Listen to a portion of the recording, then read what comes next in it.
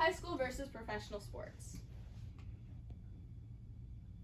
When you think of high school sports, you may think of rowdy student sections having cheesy chants and passionate parents screaming at the refs.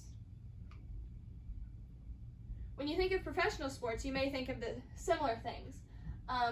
Passionate fans wearing their idol's jersey, decked out in makeup, or popcorn from the concession stands being thrown around at a really bad call. These may seem very similar, but when you think of it from the athlete's perspective, these two sports are actually very different.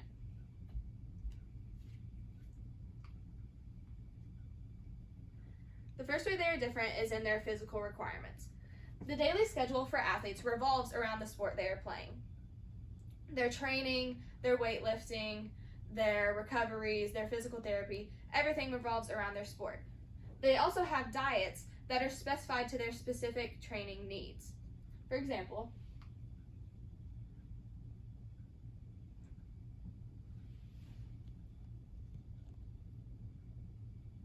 we skate 5 days a week, Monday through Friday. We skate about 4 hours a day, and then we have off-ice classes. I love dancing. Before I know it, I'm like sweaty, I'm tired, and it's a great workout because it's lots of fun and it's efficient. I do a lot of things for recovery.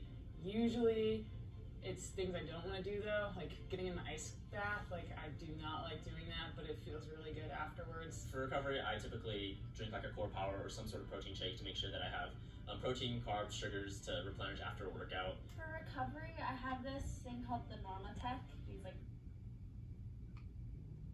So that was a video of the Olympic athletes that were training in their sport, and it just shows you the amount of hours they put in and all of the requirements that go into meeting their physical needs.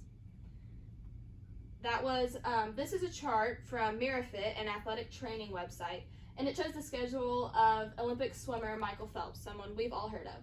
And it just kind of shows you some of the foods he eats, that when he takes breaks, and his training schedule that shows you that his whole day revolves around his sport. The time requirements for professional athletes can be anywhere from 30 to 45 hours according to USA Gymnastics, another Olympic committee.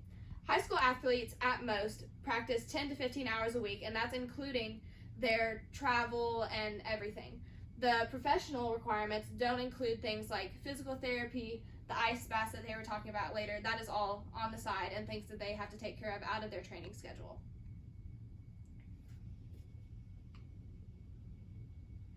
The last way that they're different is in the emotional requirements.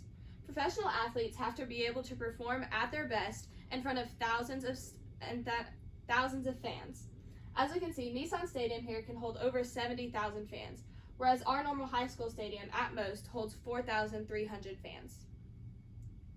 According to Independent Digital News and Media, the professional athletes are put a lot of stress because they not only have to perform at their best for their fans, but also their careers and salaries are also riding on their athletic performance. High school students at most will face pressures from their parents, their schools, and possibly colleges if they're looking to be recruited. But I would see that the pressure for their salary and career from professional athletes is a lot more demanding. As we can see here, the career earnings from different sports show that the average for professional sports is $15.2 million. A lot. So they have a lot of pressure riding on their backs. In conclusion, high school and professional sports culture differ in their physical, time, and emotional requirements. I hope you now have a deeper understanding of the requirements for each of these sports and understand that the next time you go to see a professional or a high school sport, how that looks like from an athlete's perspective. Thank you.